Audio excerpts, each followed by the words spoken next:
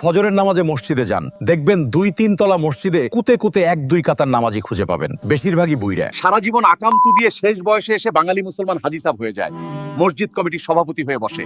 কেবল শুক্রবার আসলে এদের ইমান চেতে ওঠে। এরা সপ্তাহের একদিন শুক্রবারে জুম্মার নামাজে হাজিরা দেয়, বাকি দিনগুলোতে দুনিয়ার পূজা করে। মানে এরা এদের সৃষ্টিকর্তার সাথেও প্রতারণা করে। বেশিরভাগ এই মোনাফেক ছোদারা পালনের বেলায় নাই, কিন্তু ইমান 16 আনা।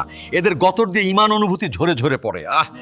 কি ধার্মিক মাইরি। সব মুনাফিকগুলো ফেসবুকে ধর্মের কথা তো দেয়। এরা মনে করে আউল বাউল পেটালেই মনে হয় এরা বেহেশতে গিয়ে ফুর্তি করতে পারবে, কিন্তু লটির ছাওয়ালদের সবাই মূলত দোজখে তোদন খাবে। কারণ এদের ধর্মেই বলা আছে নবীর উম্মতের 73টি দলের মধ্যে 72টি দলই দোজখে গিয়ে ঠাপ খাবে। সে যাই হোক, এটাই হচ্ছে বাংলাদেশের ধর্মীয় বাস্তবতা। এই বাস্তবতার কারণেই ঐতিহাসিকভাবে এখানে ধর্মীয় রাজনীতি কখনো সফল হয়নি। ধর্মের কথা বলে ভোট চেয়ে সফলতা পাওয়া যাবে না। পুঁজিবাদী সমাজ বাস্তবতায় ধর্মীয় রাজনীতি কতটা অপ্রাসঙ্গিক তা বুঝতে হলে টক টিভির এই বিশেষ বুলেটিন দেখুন।